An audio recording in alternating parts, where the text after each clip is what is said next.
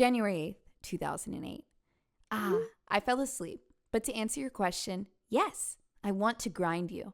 And I want to be loud.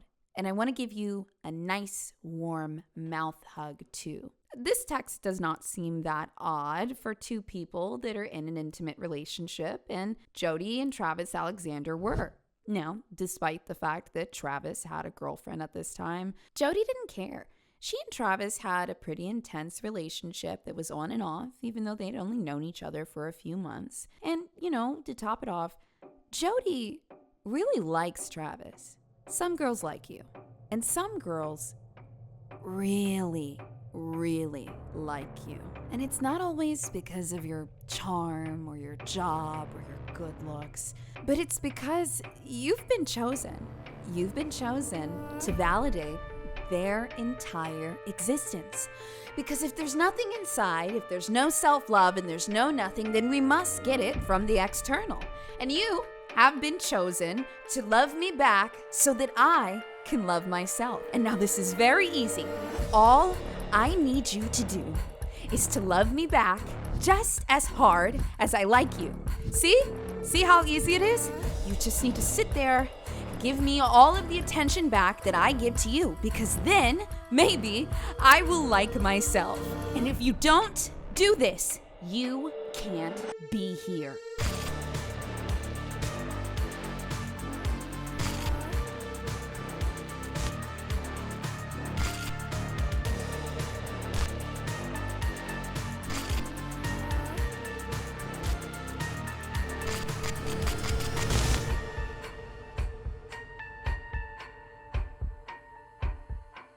Welcome back to another week, another Sinister. It's me, your favorite Hot Topic employee, BOZE.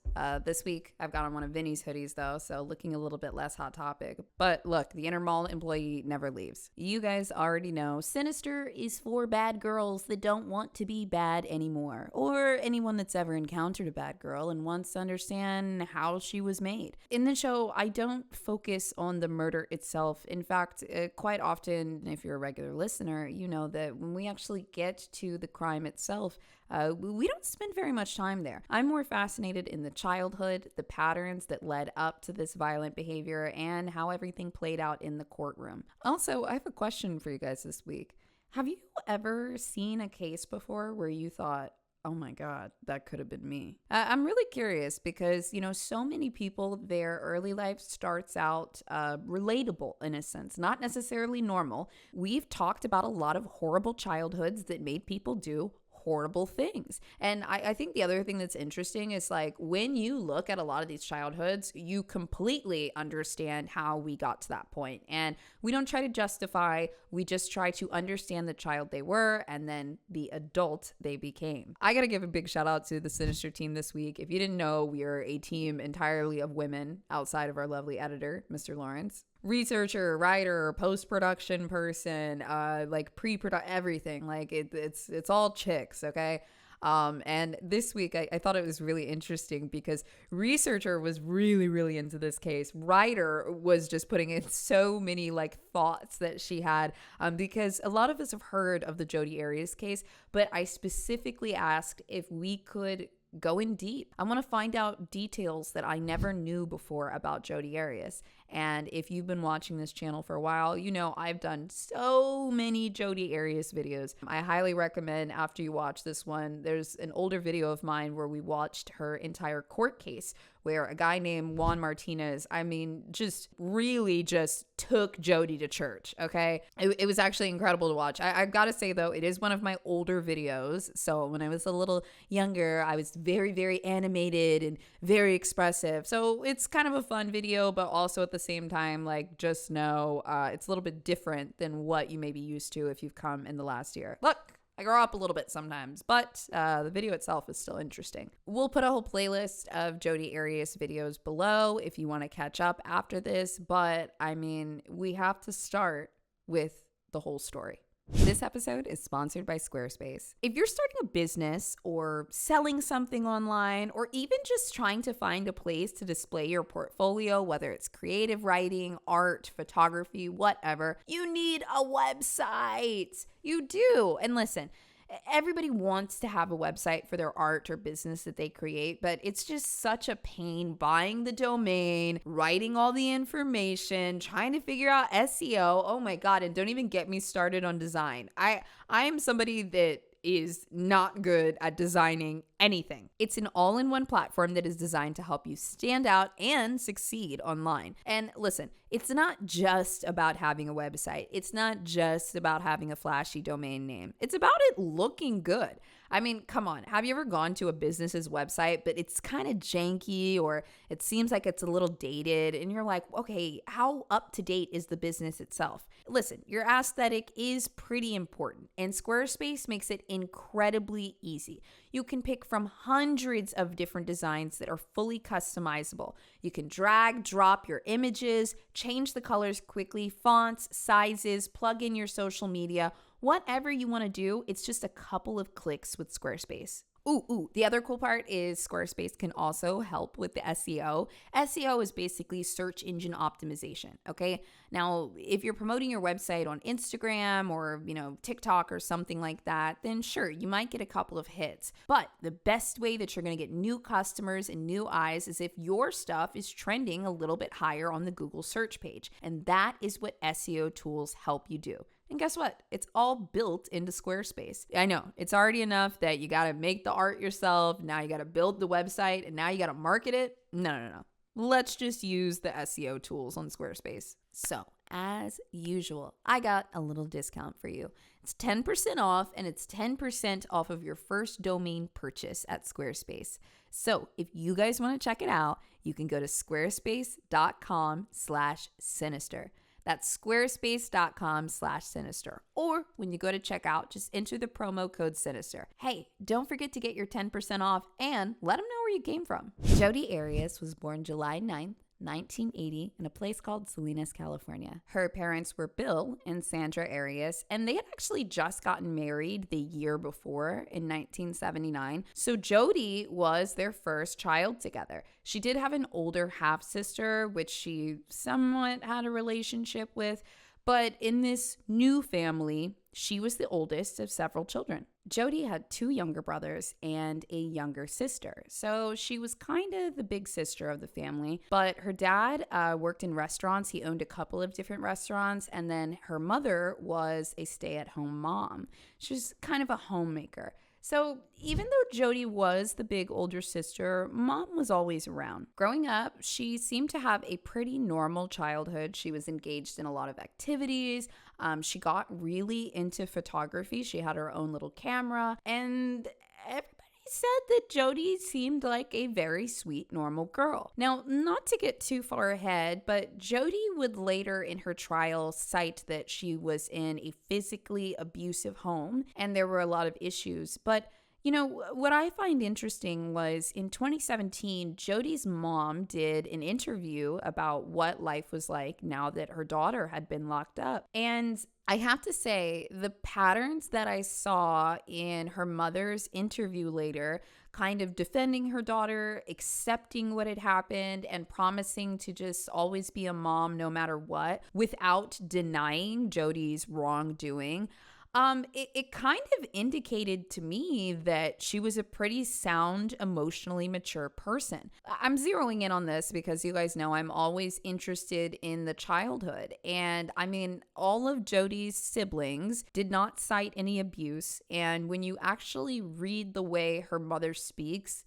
she sounds like a very normal person. So I believe that Jody did have a fairly normal childhood until her dad got sick. Jody's dad got so sick that he couldn't really interact with the kids.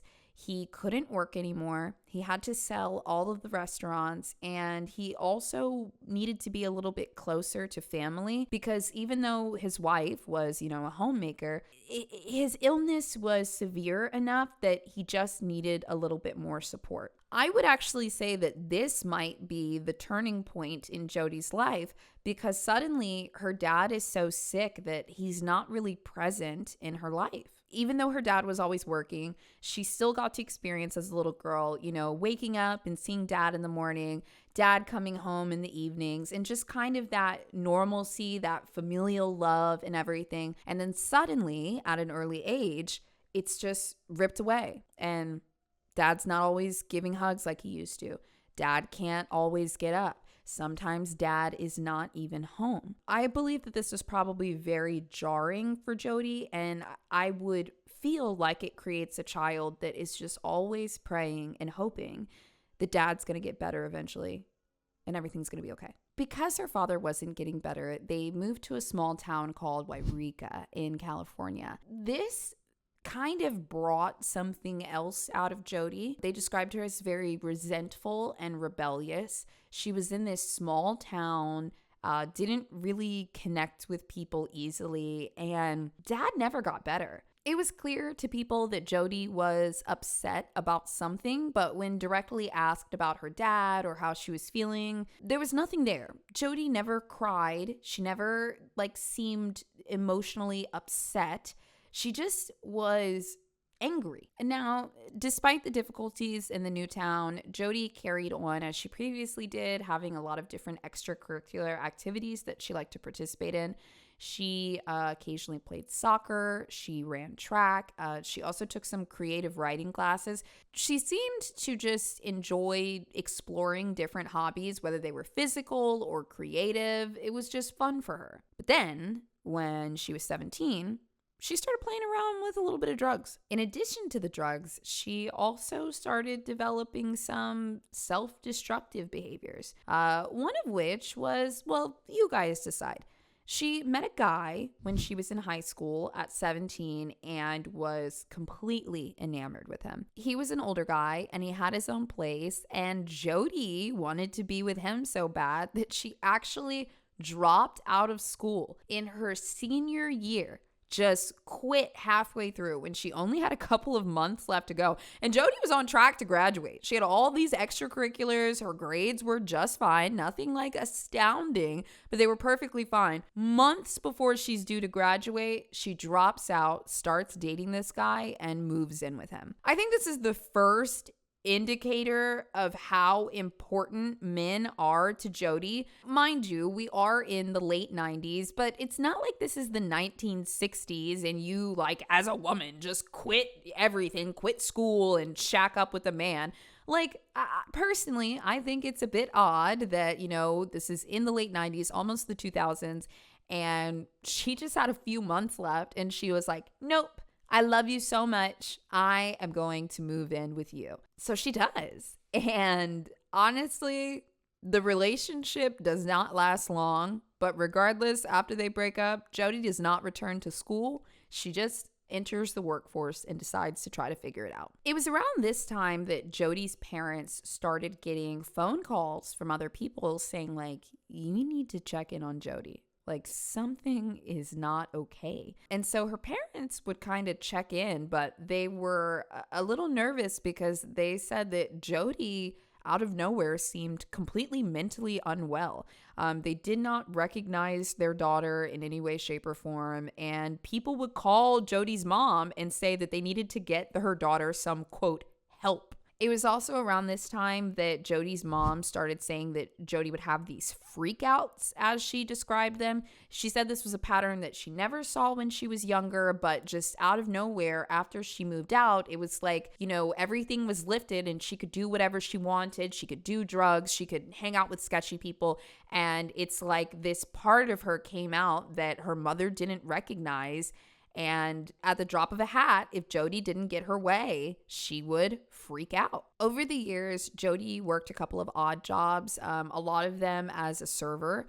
Her dad owned restaurants for many years, so the restaurant life was something she was just kind of familiar with, and it was easy for her to get a job as waitress. But finally, at the age of 21, Jody meets another guy. And once again, this is an older guy, except this time, Jody is 21 years old, and her new guy, Darryl, who she met in 2001, is 41. They have a 20-year age difference. And also, Jody met him at one of the restaurants. He was the manager at this resort in Big Sur, California that she was working in. Now, Big Sur, California, it's up the coast, like pretty past San Francisco. It's beautiful. It's got these big cliffs and just ocean stretching, lots of sunsets. Like, it's a gorgeous place. You know, strangely enough, when I was digging into this and I found Jodi Arias' art, which is sold online, she tries to like sell her art to fund her legal defense fund. One of her paintings is actually of the view at Ventana in Big Sur, which is where she met her first guy. I thought that was a little eerie. But anywho, back to 2001. Jody and Darryl meet at the resort, and at first, Darryl acted like a typical supervisor. He's in his 40s. There's this new girl who's like 21 years old, basically a toddler. And so Darryl is acting like, I am your supervisor. You are an employee. Thank you. Clock in. Have a good day. Goodbye. Darryl had boundaries. Jody would try to push the boundaries sometimes, like, you know, always coming in with a little like extra something done to her hair. Maybe she's got like a tiny skirt on when there's like a dress code.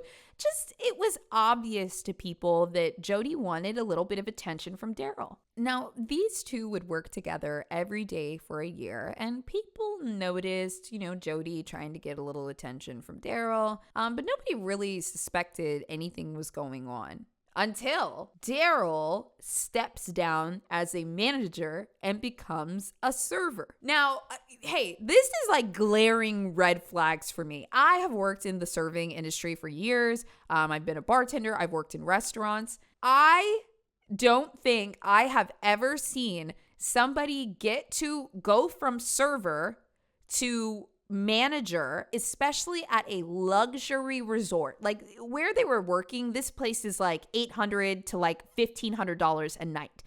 It's a pretty big deal. So he became a manager at a luxury resort, but then randomly there were some quote management changes. Only he was affected, and he stepped down from manager to server. Now, you can take this at face value and say like, oh, okay, there were some changes in the restaurant, but I call upon the service industry. Isn't this a little strange? Well, here's where it gets even stranger. After he stepped down as manager and became a server, he and Jody started dating. So my suspicion here is that as a manager, he could not date Jody. And knowing what we know about Jody, that she is a highly manipulative person that needs to have her man by any means necessary. We're going into BOZE conspiracy land for a second. I can totally see a world where behind the scenes, you know, Jody wants more from Darryl, and he's like, you know, I can't, I'm your manager, this is bad. And she's like, well, step down from the position and love me. And, you know, eventually she convinces him to prove his love by taking a pay cut and, you know, being in a position where he can actually date her. And that's exactly what he did. So you can take it as, oh, there were management changes and whatever. Or personally, I think behind the scenes, this was a big, hey, prove your love to me and let's do this. But either way, that's what they did. And they began dating. This episode is sponsored by ZocDoc. I know, we all make excuses to avoid going to the doctor. Oh, it's gonna heal on its own, or oh, I'm too busy, or oh, my favorite, oh, it doesn't hurt that bad. Look, it doesn't matter if it doesn't hurt that bad. Your body sending signals like this is a warning sign that you need to go to the doctor, okay? Stop spending hours Googling your symptoms or trying to ignore pain or something that's bothering you. Just get it checked out, especially if it's at the point where you need to go. And look, I know finding a new doctor is such a pain. I mean, even once you have a doctor, actually booking the appointments is super annoying. And then, hey, don't even get me started if you don't have a doctor and you don't know who takes your insurance, okay? It's all a nightmare. But that's the old system. ZocDoc makes it so easy. And you know what else I love about it? Because ZocDoc is like such a new modern service, you have these super scrappy, smart doctors that like know that they should be on websites like this. And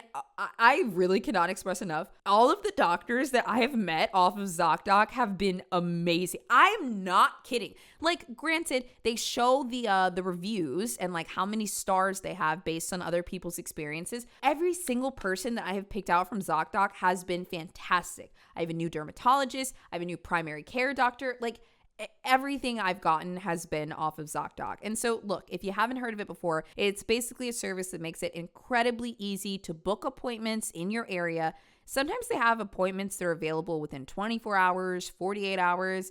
And if you're in a big city, sometimes it's even same day. You can easily filter by who's nearby, who takes your insurance. I mean, it's just a couple of clicks to find the right person and then a few more to book it. So gone are the days that you're panicking, calling, waiting on hold, trying to match up your calendars. No. Listen, most of the things we book these days are digital, so make your doctor's appointments easier too. And the best part is ZocDoc is totally free. Whether you use the website or whether you use the app, you don't pay anything. Now, that means I can't necessarily offer you a discount, but my little ask is, hey, just let them know where you came from. In order to do that, all you got to do is go to ZocDoc.com/sinister. That's ZocDoc.com/sinister. Them working together and dating goes on for about 2 years. And eventually, Darryl decides to move to another city in California that's a little bit further away.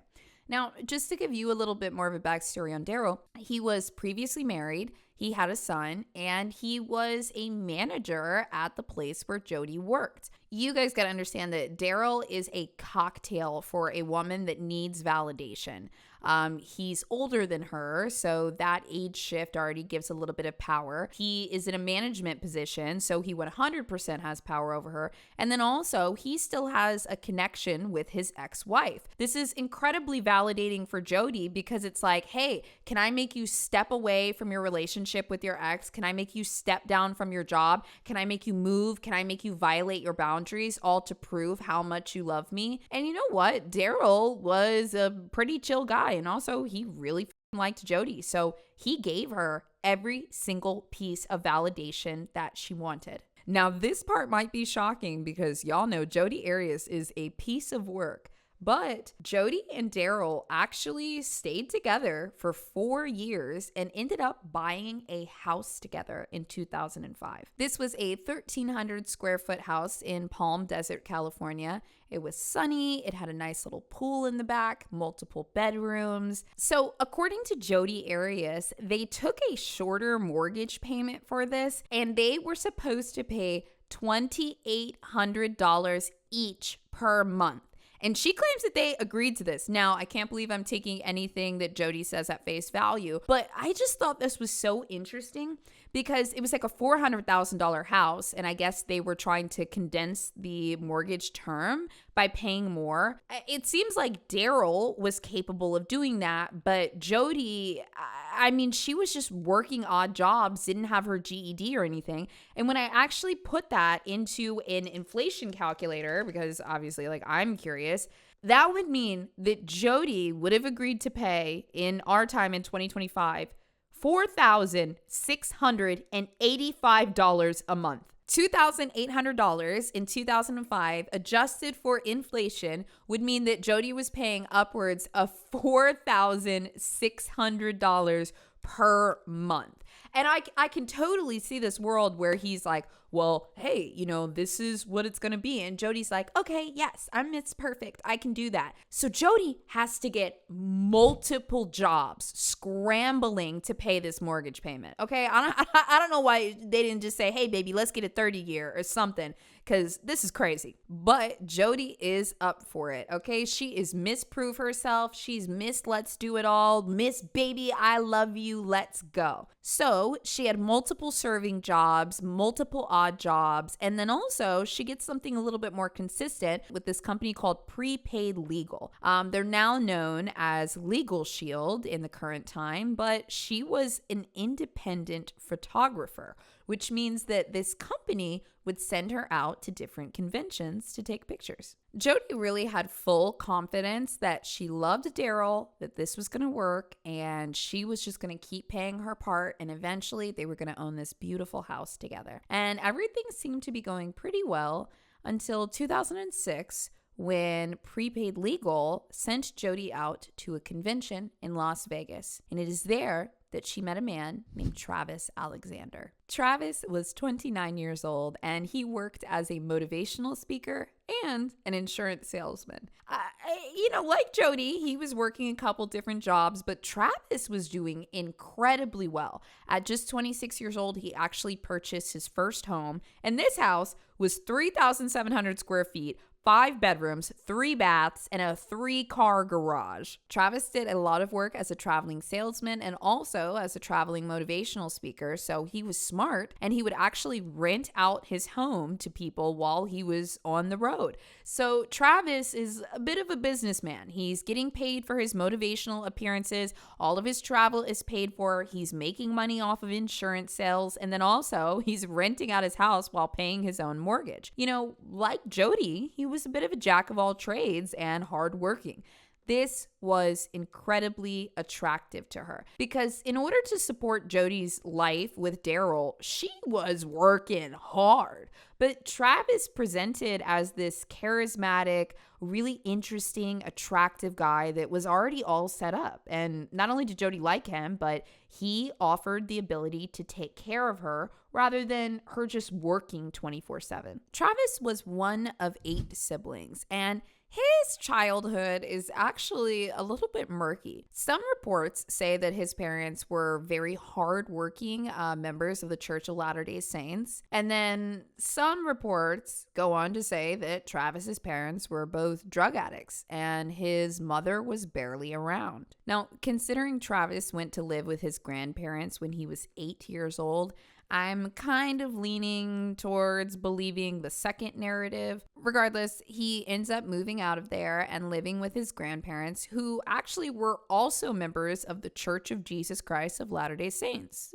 Basically, he was kind of a Mormon. So remember, he's been baptized and raised in kind of like Mormon families for a while. But what I also thought was interesting was he attended school at a place called Rubidoux High School in Riverside, California. I think that Travis had a lot of inner anger and kind of some identity issues too, because he had kind of just been thrown around these different locations, different homes. And also, before he was in high school, he would get into a lot of physical fights. This might indicate that he was angry about something or felt like, he needed to prove himself in a social circle. But Travis was not afraid to, get into a fight and try to defend himself. But once he got to high school and he really took in his religion, he stopped fighting.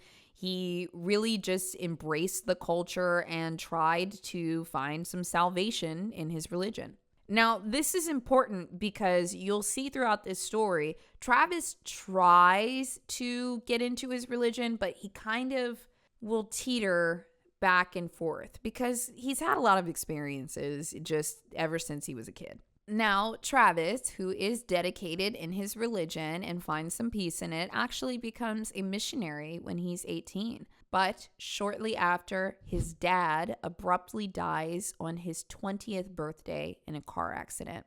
He and all of his siblings are reunited for his dad's funeral, but it doesn't stop there because just a few years later, his mother also passes away. Dude, I know we all do, but I have a real heavy soft spot for anybody that loses both of their parents.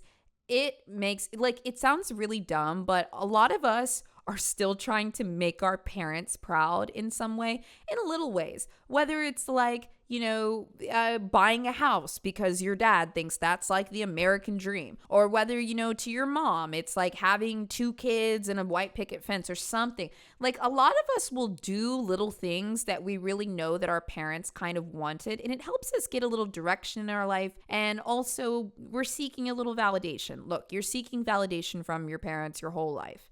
But when both of your parents die, it can really make you not know where to go. even if you do all of the things that your parents dreamed of you doing, the applause isn't there. And you hit that mark and it's cold and it's quiet. I have a real soft spot for people that navigate losing a parent or both of their parents, because it can make you feel really lost. Regardless, Travis did have a really good support system, like other family members. You know, he was raised by his grandparents. They were still alive. A lot of friends, a lot of coworkers. Like, he was very, very personable. Everyone that talks about Travis after his death just has really great things to say about like his energy and his spirit and the way he made people feel. And that is exactly how Jodi Arias felt when she first met him. They had an instant connection. Now, when I think about this, these are two people that want people to like them. So Jody is putting on her best face, and Travis is a charismatic motivational speaker. Like, of course, he's going to really lay it on thick. So in my personal opinion, I think that their first, couple days of interacting was all fake. It was just all bullshit. It was just two people that were like putting on their best mask. Like, ooh, do you like me? Do you like me? But they could not stay away from each other through this entire convention. Travis thought that she was jaw-droppingly beautiful. He was telling all of his friends, like, oh my God, look at this cute little photographer. He was taking her with him to the dinners. This was also a lot different than the lifestyle that she had back home with Darryl, because with Darryl, it was just like, here's my man, here's the mortgage, here's my man, here's the mortgage. Like, that was just her day-to-day life. It was just work, and a little bit of time at home in the evenings. So now Travis is taking her around this convention on his arm. She, as the photographer, is getting into these like little events and parties and dinners that normally she wouldn't necessarily be invited to. And also, she's at the table next to one of the main guys. It makes Jody feel important. A person named Sky Hughes, who was a friend of Travis, said later, quote, Jody was beautiful. She was friendly. She has long blonde hair, cute figure. She was just very sweet. During the dinner, they talked the whole time. She seemed to like him as much as he liked her. And then the next morning, Travis told me that he's found his wife, and this is the girl that he wants to marry. Jody and Travis spent as much time as they could together during the convention, and they also started talking every single day. Now, talking every day seems normal. However, it was later revealed in the trial that they had exchanged 82,000 emails. At the time, we're in 2006, texting hadn't really taken off that much. So the fact that they were at their computers, not texting on a cell phone, and sending over 80,000 emails is f***ing insane. I don't think that this is love. It comes off to me as some kind of limerance or some type of addiction. Now, I always hesitate to say the word limerance because people always associate that with like certain disorders or certain things, but anybody can be activated by limerance. Limerance is just longing for a person and there's some type of obstacle in between. It can be distance, it can be an ailment, it can be a thought, it can be a person. That's all limerance is. It's wanting something really badly, but there's some kind of uncertainty on the other end. You don't have to have a specific disorder to encounter limerance. If you have a history in your childhood where something bad happened and you were sitting around waiting anxiously for a long time for some kind of dream result, you may be prone to limerance. In Jody's case, she was hoping that dad was going to get better one day. In Travis's case, he may have been hoping that one day his parents would stop taking drugs and come back one day. Limerance it's very interesting and anybody can experience it. But I'm not sure if this is limerance or addiction, but 82,000 emails, that's not love. Those are dopamine hits. Those are sending it back in both parties, sending back and forth like, ooh, every time I see your name pop up, this feels good. That's not love. It's something else. Another thing that points me to obsession rather than love was just a little bit after they met each other, Jody got baptized by his church. That's right. On November 26th, 2006, Jodi Arias officially became a Mormon. This was something that was really important to Travis, his religion, and she was willing to show him, look, I'll change my whole lifestyle. I think also to most people that are like pretty religious, this is kind of like strange because religion is like, it's your faith. It's strong. It's foundational. And like, if you really care about it, you're just going to switch over a few weeks after meeting me? I mean, okay, this is good because I need you to be a Mormon in order for me to marry you. But like, have you no foundation? Well, speaking of foundations, you remember that Jody and Darryl have a house back in Palm Desert. Well, they're still technically together. Yes, while she was pursuing this relationship with Travis Alexander and they're hooking up. I mean, she's getting baptized for him, sending hundreds, thousands of messages like every week. She's still technically, quote, with Darryl. Well, when she goes back home, she kind of puts on the facade that she's falling out of love rather than she has a new love interest. She's kind of distancing herself from Darryl day by day. They are not sleeping in the same bedroom together. She said that she wanted to have her own space, all while he has no idea that she is in this long distance relationship with Travis Alexander. Until finally, Jody makes it official and she breaks up with her long-term partner, Darryl. It took some convincing and, to be honest, a lot of dirty text messages, but eventually, in February of 2007, Travis and Jody actually began dating. Now, I just want to point out, what do I mean by dirty text messages? Guys, I don't know if you've seen the trial. Jody was sexting constantly.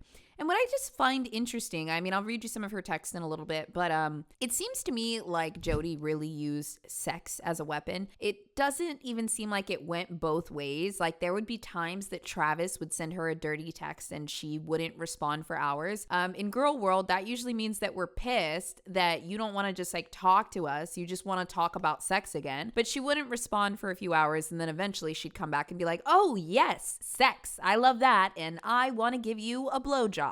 I'm not kidding. Like, that is what Jody's texts were like. They were always very male centered, but it works. Travis has a weakness for the sexual aspect that Jody brings into the relationship, but also it's kind of a weak point for her because he kind of splits between these two versions of himself, one that wants to be religious and Mormon, and then one that's kind of like, you know, a bad boy. And Jody really liked the bad boy, but when he puts on his, you know, Mormon image, she's like, oh, yeah, me too.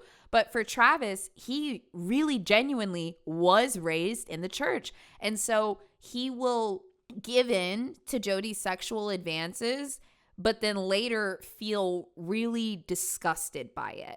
It's some religious trauma stuff, you know? So that is a massive component in their relationship.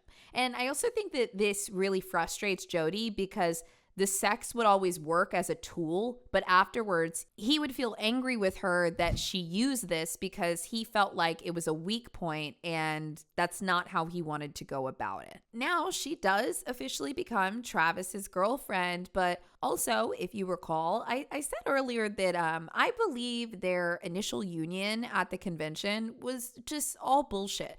I think it was two people putting on the best possible face. And that's okay when it happens in the beginning of relationships. You know, it kind of trickles down. You guys take your little charisma masks off, and then hopefully you like what you see on the other side. The problem is that Travis kind of started to chill out, but Jody didn't. She actually got even clingier the longer they knew each other. Friends started to tell Travis that they felt like Jody's behavior was really concerning. They would go out to dinners or events, and Jody had to be right next to Travis all the time. She had to be right on him, claiming her property, claiming her position.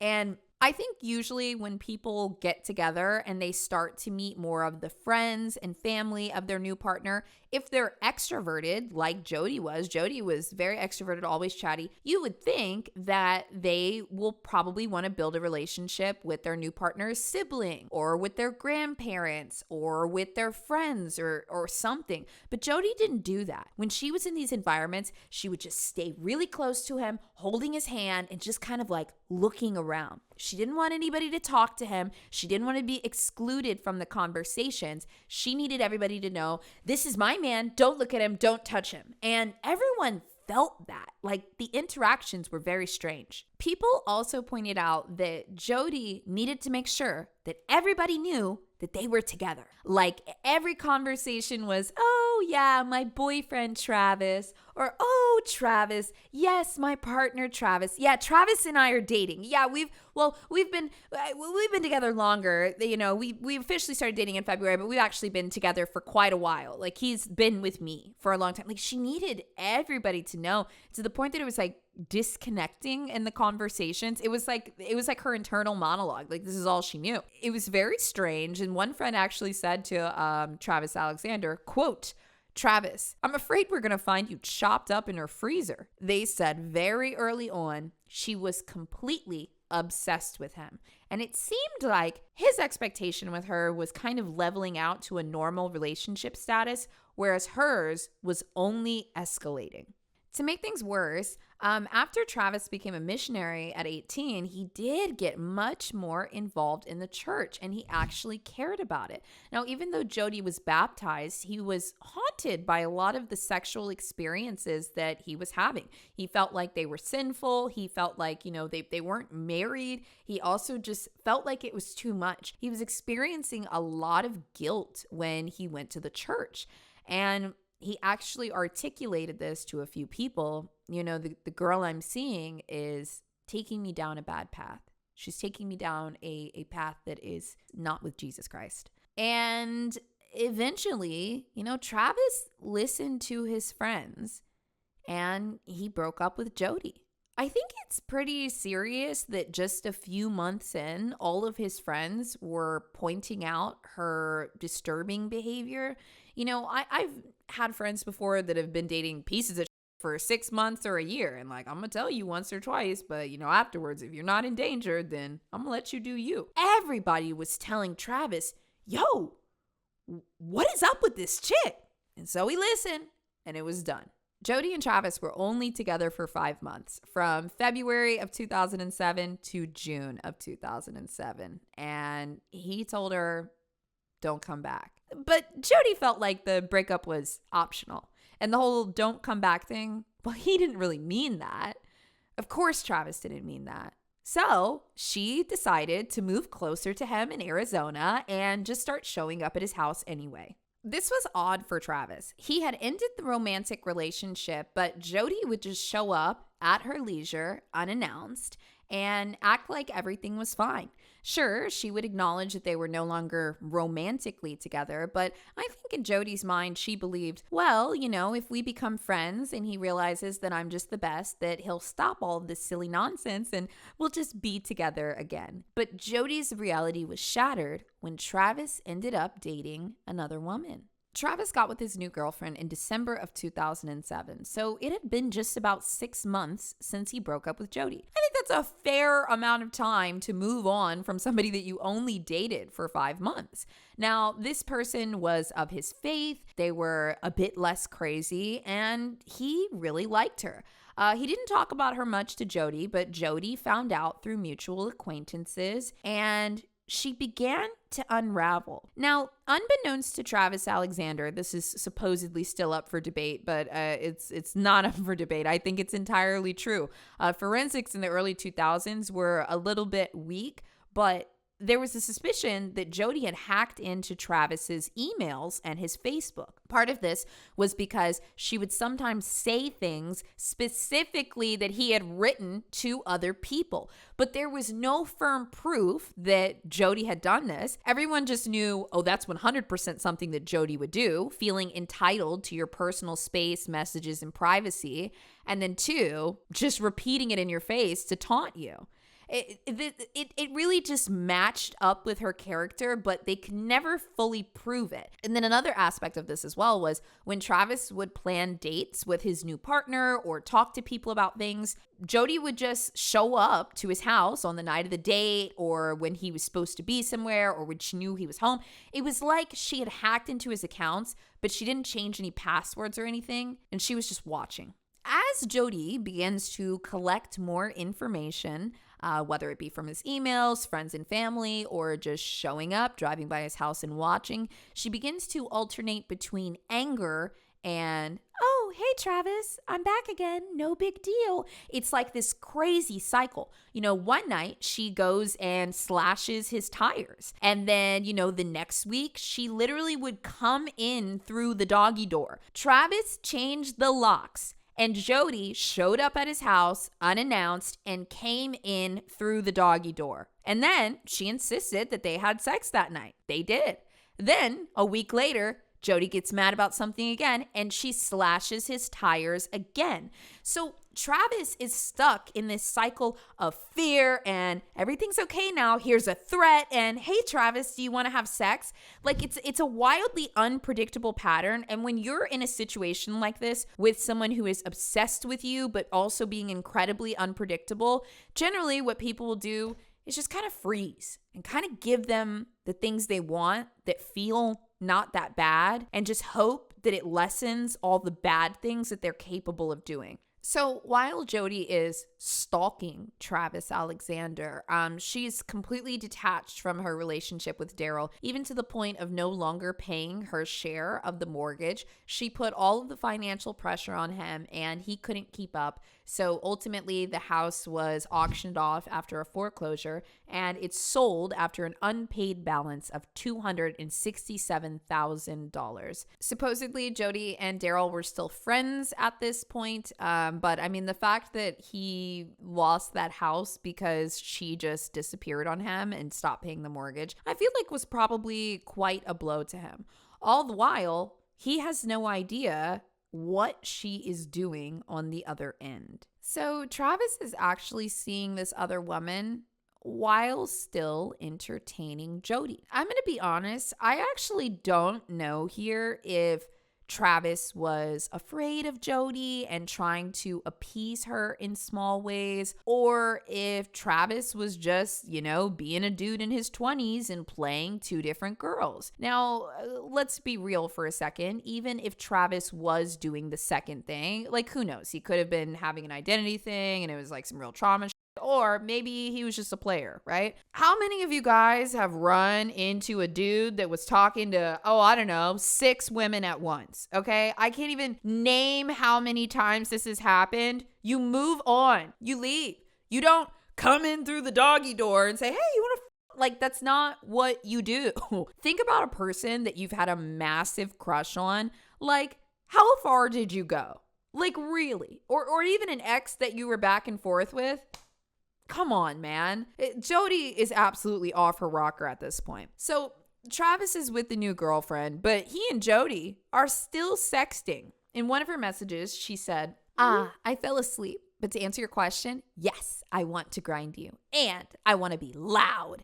And I want to give you a nice warm mouth hug too. That's an example of a text message that is not about Jody having lust per se. It's about her doing whatever the guy wants because sex is her tool. Then in another message she sent on January 18th, 2008, I hate that I have to say this, but she said to Travis, my is so wet. Then Jody also convinces Travis to travel with her through a couple states, for some work trips in Texas.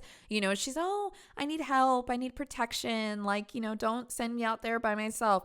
And, Travis thinks Jody is a very pretty, petite girl that's off on her own. She's going to be traveling for all this work stuff and he's got free time. So he's like, yeah, I'll go with you.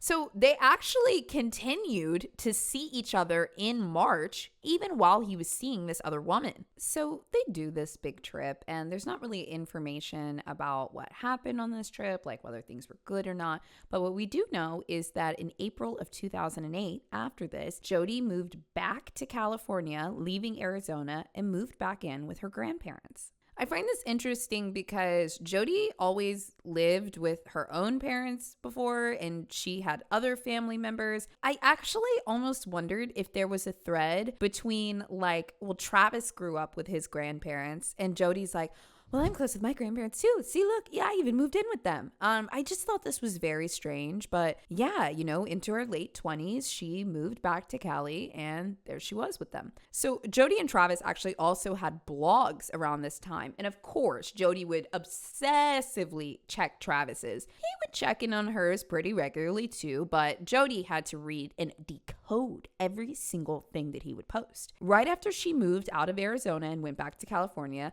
Travis posted, "This year will be the best year of my life. This is the year that will eclipse all of the others. I will earn more, learn more, travel more, serve more, love more, give more, and be more than all of the other years of my life combined." Now, I don't support Jody, but I know for certain that this statement right here sent that woman into a tailspin. Even though Travis is just excited and looking forward to his new life and trying to plan to be the best possible version of himself, Jody's thought is, well, why weren't you the best version of yourself with me?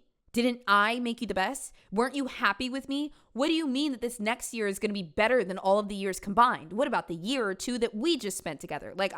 This probably absolutely triggered her into oblivion, because even though Travis is talking about himself and his life and his plans, Jody is always reading every word, trying to figure out where does she fit into it. Later, Jody would post this on her blog, quote, "I cannot ignore that there is an ever-present yearning and desire that pulses within me.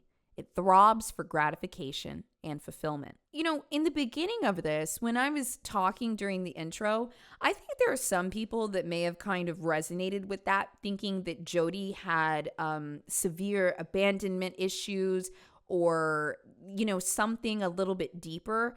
But actually, what I find interesting is Jody never really displayed fear of abandonment in the way that I recognize it in people that have moods that are up and down. She didn't seem to have a fear of abandonment as much as a complete rejection of being rejected. It's almost like there was no emotion behind the thought of being left. It was just, this is unacceptable and it must be changed. It must be changed.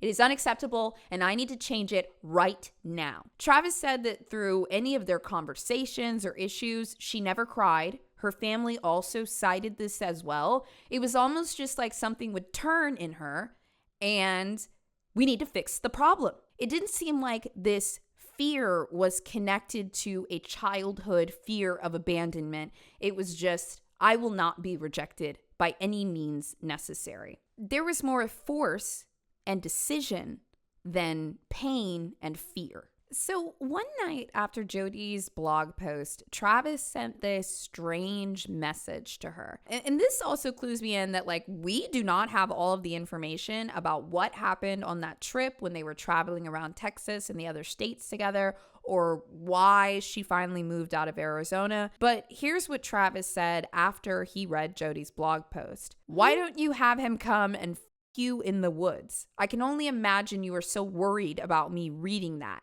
You are paranoid because you have no respect for people's privacy, and you dare insult me of all people. Someone you should, through your actions, you hate more than love by denying me a human right of privacy countless times. You have a lot of freaking nerve. We are not all like you in that aspect." I've read this verbatim. It seems like there's some spelling or something in this. Who knows if he had been drinking or what's going on.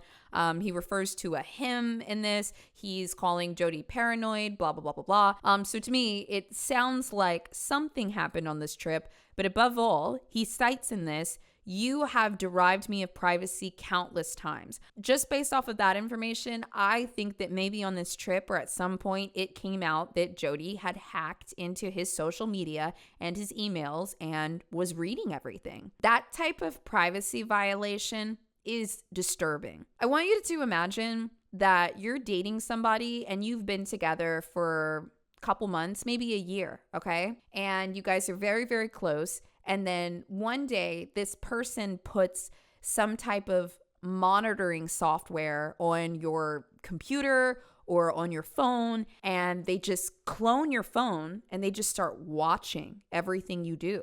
They don't change the password. They don't change anything. They're watching and you have no idea that they're watching. Does that give you the creeps? I feel like it is a major privacy violation that your brain can't really even fully comprehend. So sometimes you even continue to engage in the situation because you're just like, what is this? Like, I can't comprehend it, you know? But I just want to mention somebody reading your journal, reading your emails, your messages, or anything without your consent, nonetheless monitoring you. Like, I just want to take this to another level. This is not the same as like your girlfriend getting upset and like taking your phone and going through your messages. Okay. I'm talking about somebody quietly stalking and watching you while acting like they're not doing anything wrong at all. I believe that this was very strange for Travis. Now, once again, reinforcing that something happened on this trip before she moved, Travis starts to shift. He starts to directly call Jody names. He tells her that she's evil. He tells her that she's worthless. He even calls her repeatedly through text messages a sociopath. He was actually the one that cited, no matter what happens between us, you're always so cold and calm. There's no tears. There's no emotion. I'm crying, but you're just watching me. And he was really feeling this, sickness in her to the point that he started calling it out all the time, sometimes even in a derogatory way. Now, Travis starts saying all of these things to her at the end of May. He's telling her, you're evil, you're horrible, get out of my life, stay out of my life. He actually directly called her out on the hacking into his Facebook account around this time and was just very firm on leave me alone. But as Jody does, she weaseled her way back in, so much so that she rented a car on June 4th, 2008, and she drove all the way from California, all the way to Arizona, so that she could just see Travis one more time. And it would just be like normal. Friends, hook up, hang out, and then leave.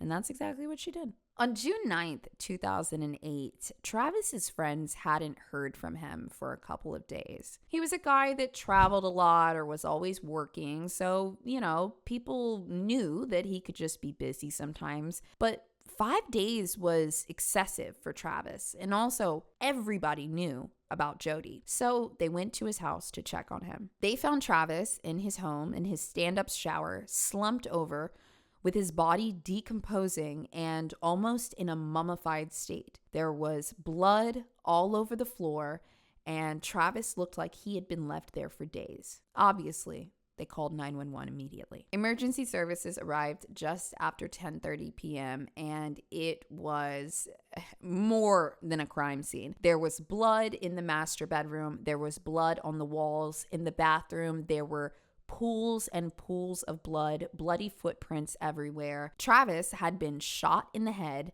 stabbed over a dozen times in the chest and in the heart, and he also had his throat cut. Generally, if somebody's throat is cut in a crime scene, it means that the perpetrator is trying to make sure that they're dead. Somebody being stabbed in the chest and the heart, like that's very personal. But when it comes to the stabbing, the throat, and the gunshot, this was overkill. And it was clearly very personal. Forensics were able to determine that the murder had actually happened 5 days earlier on exactly June 4th. Travis had been stabbed through the heart multiple times, and he also had quite a few defensive wounds on his hands. It means that he was trying to do anything he could to stop and disarm this attacker, but nothing could be done. The forensics team was also able to uncover that Travis had been alive during the majority of the stabbings. And to take things even a step further, here's a detail from the case that I never knew. Both of Travis's roommates had been home over the 5 days that he was decomposing in his bathroom. These may have been renters, not necessarily friends, but these people were living in the house and they had no idea that he was in there. Of course, this is really suspicious. So the police start to question the roommates and they say, hey, look, first of all, we just got back today. And also, Travis is never home. Like, they had gotten in the morning of this date, and the police didn't get there until after 10:30 p.m. They said that usually Travis is never home. He's usually at his girlfriend's parents' house, not Jody, his like main girlfriend. They said he's usually never there. And then also, when the police went into Travis's bedroom, they immediately could smell a decomposing body. But the bathroom door was closed, the bedroom door was closed, and also the AC was just going in the room. So it is possible that they did not smell anything or notice anything when they first got into the home. It all added up and they had alibis. So they were ultimately ruled out. So after they spoke to the roommates, then they start to speak to friends and family. And with every single interview, one name comes up. Kelsey. No, I'm just kidding. It's Jodi Arias. Okay. Every single person was like, you need to talk to Jody. You need to talk to Jody. You need to talk to Jodi Arias. So one team of investigators is chatting with everybody they can, and then another team is just searching the house. Inside the home, they found a .25 caliber shell casing, as well as some hair that clearly wasn't Travis, and like a small bloody print. They also recovered a digital camera that for some reason was in the washing machine and it had like actually been washed, but they were like, okay, well, we'll just take this too. Now, remember I said that other team was talking to all the friends and family and everyone's saying, you got to talk to Jody. You got to talk to Jody. Well, dude, before they even could call Jodi Arias, she called the police herself. She actually called up the police and was trying to like set up a meeting with them. And the detective had already heard that everyone was like, you need to talk to Jody. That's his crazy ex-girlfriend. Talk to Jody. He gets a little weirded out by Jody making the call first. So he does a little bit of a power play and he doesn't take her call immediately. You know, Jody is expecting to call and them to, you know, interview her while she kind of has her story straight. But this detective, he's very smart. He's like, No. I'm not going to let her call when she wants to call. We're going to go pick her up and we're going to talk to her on our time. Well, that didn't exactly work because on June 17th, Jody hadn't heard from anyone. So she showed up to the police station herself, the police station in Arizona, and asked to be voluntarily fingerprinted and to give her saliva for DNA testing. I guess Jody thought that, you know, by being so preemptive, she could be like, look, I have nothing to hide. She was also posting about Travis on Facebook. She actually posted a photo of him on June 13th, 4 days after they found his body, on MySpace. She posted a photo gallery of him and it just said, in loving memory of Travis. The police are watching all of this, and it's just very strange, but they're also continuing to process the crime scene. And you remember I told you about that digital camera that they found in the washing machine? Well, even though that camera had been washed, the memory card was still fully functional and fully intact. When they put that card reader in, what they saw first were time-stamped photos of Jody, nude, posing sensually. It was just kind of like a little sexy photo shoot in Travis's house. Then there were photos with Jody and Travis that were also time-stamped. This is shocking to the investigators because when she had gone in, she told them, oh my God, I haven't seen Travis in weeks. I haven't seen him at all. Well, these photos proved otherwise because not only were you in his home, not only were you naked in his home, but you were naked with him in his home on this date. But the next set of photos would shock the investigators even more. Right after their risque photo shoot was a picture of Travis in the shower looking into the camera. And multiple photos were taken after that where somebody had dropped the camera and something happened. Because the last photo was Travis laying in a pool of blood in the shower, just like they had found him at the crime scene. You know, it is shocking enough that Jody threw the camera in the washing machine and turned it on, thinking that that was going to destroy all of the evidence. It is shocking enough that she thought she was going to lie and say she was never there, yet they took time-stamped photos. And it is the most shocking to me that she accidentally took photos of the murder. I have never heard of anything like this before in my life. Actually, wait, I take that back. Amanda Hovenack, but that's another sinister. So they talked to Jody after this, and she doesn't realize that they have the photos and the timestamps, but she once again reiterates that she has not seen Travis in weeks. And then they also asked about her relationship with him, to which she responded like, oh, we dated last year. We only dated for about 5 months, but, we ended things. And they said, well, why did you end things? And she said, well, there was some jealousy issues on both of our parts. I think she thought that this was a very tame answer, but unfortunately for Jody, what she gave the police here was probable cause for them to continue to pursue her. It was the motive. They had a tumultuous relationship, and now he's dead. So all eyes are on Jodi Arias. June 26th, 2008 was Travis Alexander's memorial. Unfortunately, on this day, Travis Alexander's friends and family still could not find peace because just as Jody does, she shows up unexpected and uninvited. She came to his memorial service even though nobody wanted her there. Now, ironically, on this same exact day of the memorial service, it was the day that the forensics team actually confirmed that the hair and the bloody print found inside Travis Alexander's home was Jodi Arias's. They also found out that the bloody print had a mixture of Jody and Travis's DNA on it. It's one thing to have your hair or your fingerprints at, an ex's house, but it's a different thing to have bloody hair and bloody fingerprints mixed with your DNA and the victim's DNA all in one place. This is not... That's not normal. This is really a smoking gun for the investigation. And so when they bring Jody in that day and they push her with this new evidence, Jody tells them a news story. And this time she says, well, actually, I didn't want to tell you guys this, but there were 2 masked intruders. And I saw them in the bathroom, and Travis screamed and I screamed and they shot him. And then I ran and pushed past them and I escaped and I got out. Jody claims that the criminals saw her and let her get away and let her live. And when the police said, okay, Jody, well, why didn't you call the police that night? She said it was because she was afraid of the masked men finding her and retaliating. Now, even though you and I think that there is an overwhelming amount of evidence toward Jody at this point, it's still not quite enough to book her. It's enough for the police to have all eyes on her, but it's really not enough for them to take her in quite yet solidly. And just so you guys know, you and I are on the same page.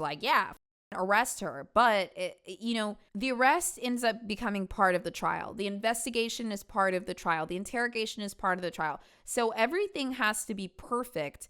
Otherwise, when you actually get to the trial, the person will walk free. So it's actually not a good idea to take Jody in quite yet. It's actually a better idea to let her think she's free and keep making mistakes so that they can take all of those mistakes into the trial and then really lock her up. Finally, it takes a couple of weeks, but on July 9th, 2008, they had enough evidence to finally arrest her. They actually found a palm print with blood that perfectly matched Jody's, a couple of shoe prints that were combined with blood that perfectly matched Jody's, as well as the bullet casing, the strand of Jody's hair at the crime scene. It was just enough that they were like, okay, you know what? Combined with the lies and the fact that she has no alibi, bring her in. Now, this is sinister, so I really don't go through all the forensics or the circumstantial evidence that put Jody away.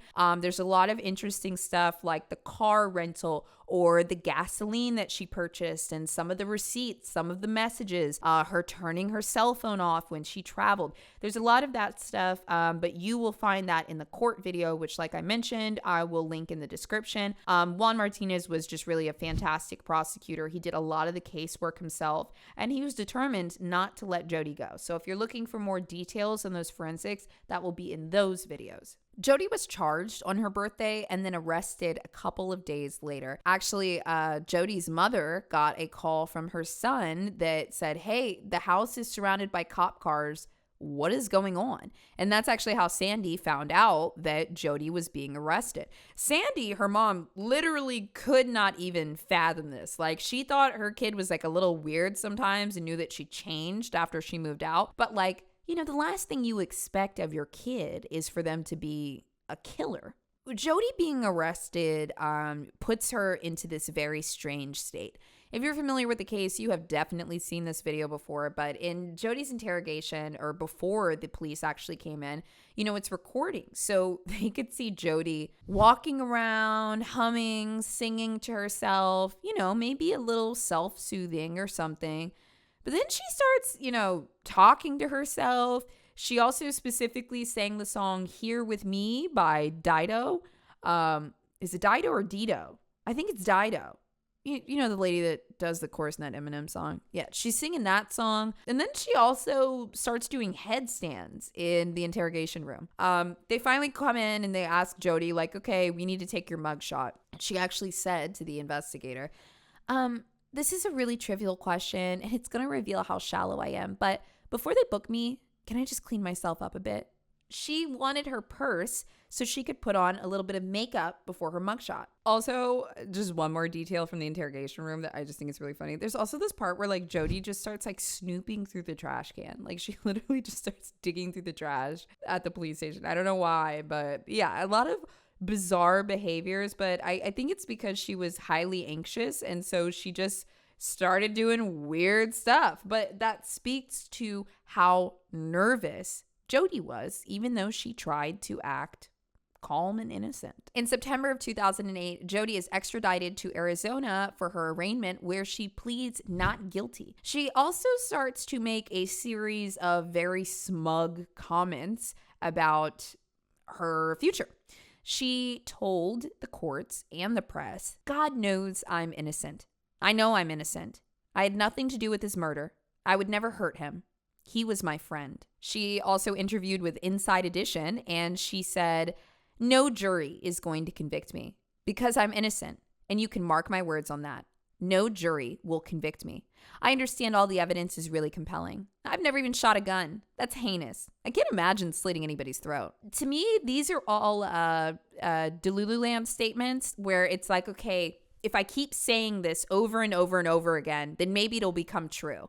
Like, she's not talking about the case. She's just talking about statements that are the opposite of what she's being accused of and repeating it over and over again as though this will manifest it into being reality, despite what she has done. Now, the investigators never pushed back too hard on her two intruders story, so she actually also continued to talk about it in the press. She has this interview with 48 Hours, and she starts to describe the intruders a little bit more. She said it was a man and a woman dressed in black, and they were armed with a knife and a gun, and the guy pointed the gun at her. So Jody said, I heard a really loud pop, and the next thing I remember, I was lying next to the bathtub and Travis was screaming. At that point, I sort of was just trying to come around and kind of orient myself to what was going on. I looked up and I just saw two other individuals in the bathroom, and they were both coming towards us. He pulled the trigger, and nothing happened with the gun. So I just grabbed my purse, which was on the floor at that point, and I ran downstairs and out of there, and I left Travis there. I pushed past him and his gun, and I just didn't look back. The first sentence here is really telling because to me, this sounds like the murderer recounting their experience while trying to take themselves out of it. In a sense, they're reliving things that actually happened, but they're kind of trying to attribute them to something else. One example of this is when people try to claim that they were nowhere near a gun when it was fired, but they will later tell investigators something like, and then I had this ringing in my ear. And investigators figure out, well, wait, if you were not in the room, why did you hear the ringing? Because usually it's going to be that person that's close to the gun that hears the ringing. So this is a thing that killers do sometimes. They describe aspects of the murder, but almost as an out-of-body experience. So let me just read Jody's line one more time and, you can discern what you think. She said, I heard a really loud pop. And the next thing I remember, I was lying next to the bathtub and Travis was screaming. At this point, I was just trying to orientate myself to what was going on. To me, that sounds like her recalling her shooting the gun, disassociating from it, hearing Travis's screams, And then her saying, trying to come around and orient myself of what was going on. That sounds like somebody that's in control of the situation, not somebody that's in fear of two masked intruders coming in that have just shot your boyfriend. When they asked her why she didn't call the police, she also said, "It was so scary. I was terrified and scared for my life. And I think that there was a naive belief that I could pretend like it didn't really happen." Once again, I think that that is another statement that is halfway true, but it wasn't Jody preparing to pretend like the home intruders never happened. I believe that she was prepared to pretend like she never killed Travis. But, of course, the county doesn't buy this and they don't give a shit. They decided to seek out the death penalty against Jodi Arias. Despite the death penalty being on the table, Jodi Arias decided that she wanted to try to represent herself. However, the judge told her she needed to retain her counsel after her first act of representing herself was trying to admit letters into evidence that Travis had, quote, written. In these letters, she says that Travis admitted to her that he was a pedophile, and it was all in the letters. Well, the judge and the county assessed the letters and realized that they were forged. She tried to admit faked evidence into court. I mean, it's already ludicrous that Travis would write her a letter a week before he died saying, "I am a pedophile, Jody, and now I'm going to end my own life by stabbing myself a dozen times and shooting myself in the shower." Like, absolutely the fuck not, you know? So the storyline itself was crazy, but then when they actually looked at his handwriting, his signature, just everything, like, they were forgeries. I almost wish that they could have, like, told the jury afterwards, "Hey, by the way, you know, Jody's representing herself, but just so you guys know, she tried to fake these letters and admit them into court, so this woman is not afraid to lie to you." Obviously, they couldn't do that. The letters were just waived, and Jody was left with nothing but the truth. The trial was a fiasco. Like I said, definitely watch the video, but one piece of information that I know is not in any of the videos, which is very interesting, was the prosecution called a man named Ryan Burns to the stand on January 9th. And Ryan was pretty shaken up hearing all the details of what Jody had allegedly done at this point, because he actually saw Jody on June 5th. The day after Travis Alexander was murdered. Jody came over under the guise of, "Oh, let's just hang out." And they started talking, and then they started getting closer, and then they started making out. And Ryan actually said on the stand, you know, every time they started kissing, she would try to escalate it like even further. Like she wanted more, but he liked her and was just trying to keep it at bay. So, you know, it just ended up being a heavy makeout session and her hanging out for a day or two. But what Ryan was incredibly disturbed by was the fact that now he's sitting at this trial because the day before this woman had come over and started making out with him, she had just killed her ex-boyfriend. To make it even stranger, when Ryan saw her, she had all these little cuts on her hands and she had some bandages. And he was like, what happened? What was up with that? And she said, "Oh, I cut my hand on some glass at Margaritaville. That's where I work." It was later revealed that Jody never worked at Margaritaville. In fact, there was no Margaritaville in the city that she claimed that she worked in. She just made it up. This was quite a long trial, and a few weeks later, Jody also took the stand. It was during this time that she started to recount her childhood as abusive, despite the fact that none of her siblings ever witnessed this or said that they experienced similar behavior, and her mother honestly seems pretty level-headed based on some of the interviews. You know, Jody said that, you know, her parents would beat her with belts and wooden spoons. She also said that they would also shove her into furniture and slap her in the face. Now, look, you know, maybe she experienced abuse from her family. I'm really not sure. It's difficult to tell what is true and what isn't with Jodi Arias, okay? I mean, that's just that. If you damage your credibility with a lot of unnecessary lies. I mean, I just told you one, the margarita thing. Like, what the fuck was that, right? If you damage your credibility with a slew of lies coupled in with bad behavior, yeah, people may not necessarily believe that you had this tumultuous childhood. I don't know, but I've talked about horrible people on this show before, horrible liars, horrible murderers, like serial killers, you know, and like, I am apt to believe a lot of their childhoods. I don't know if I'm buying Jody's shit. Up to you, though. Listen, I know I'm not supposed to probably say all that, but look, it is what it is. If you just keep lying to me, Jody, I'm going to question other things that you say. Now, Jody testified for 18 days. Some of that includes her cross with Juan Martinez, who was just not having it. But while she was up on the stand, this is when she reveals a new story. Well, the original story was, I wasn't there, haven't seen him for a few weeks. And then the next story was, well, there were 2 masked intruders and they let me live. And I was very scared and I thought I could just pretend like it didn't happen. Well, now the new story is that on this particular day, Travis had turned violent and she was forced to fight for her life. She claims that the shooting 24 stab wounds and throat cutting was in self-defense.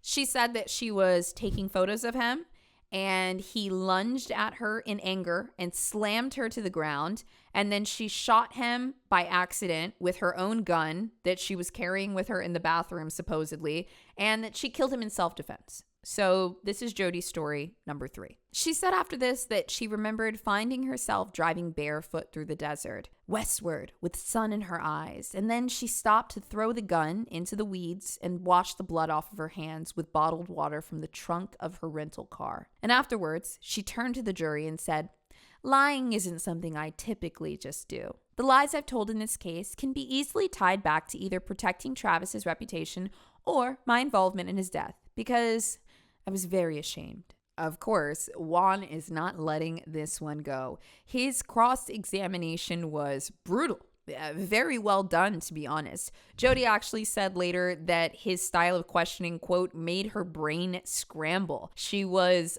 preoccupied by the fact that he was pacing the courtroom and very angry and deliberate with all of his answers. Jody was disarmed because she could not manipulate Juan Martinez.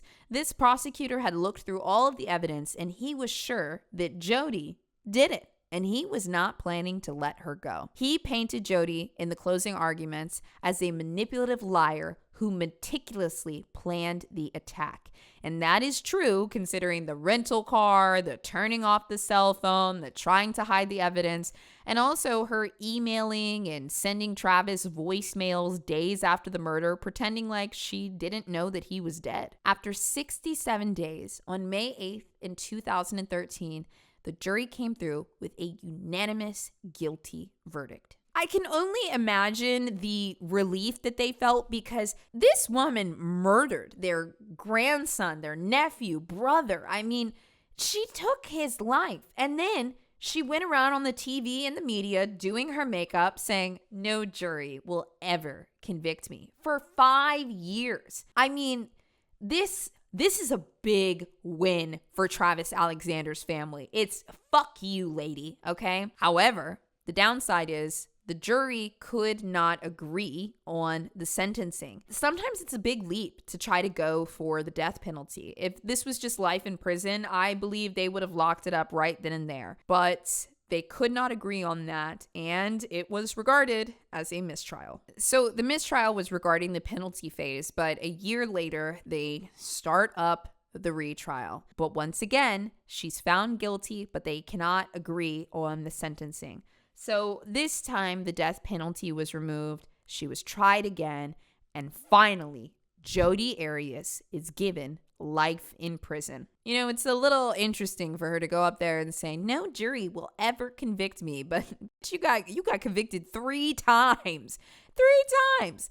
Also an interesting little tidbit, by March 2015, the Jodi Arias trial costs were up to an estimated $3 million. Now look, there are so many pieces to Jodi Arias' case over the years, okay? Don't even get me started on the hybristophiliacs, but this is sinister. And on this show, I just want to talk to you about how we got here. Look, there's a lot more to the Jodi Arias case, but it doesn't fit all into Sinister. Sinister is about patterns, childhood, and how did we get here. But now that we're here, you gotta see the rest of the trial, because my God, is this woman a piece of work. Wait, before the episode's over, listen, I told you guys that my researcher and writer were really into this case, and they went even deeper. I just got a couple of prison items about Jodi Arias for you. Okay, so first, in 2015, she was accused of communicating with minors, skirting the regulations, passing messages through other inmates, and also trying to use fake names to get certain visitors in. Jodi abused the visitation system so badly that for a while, visitors and phone calls were banned and her access to commissary was suspended. I have not heard of this happening very much to inmates. Like, Jodi just has no regard for the rules. And then also, when she was back to making commissary purchases, she was buying zit cream, a lot of Beano, and also purchasing and selling homemade sex toys in the prison. Jodi has plenty of suitors, including a rapper who has done a music video in defense of her, a wealthy art collector named Ben Ernst who used to visit her all the time, and a couple of people that have written Jodi by mail with bizarre attempts to rescue her from prison. They said, Jodi, I don't care what you did. I'm breaking you out of there, girl. Listen, I can't. There's too much in this. There's too much. Watch the playlist. Watch it. You gotta watch it.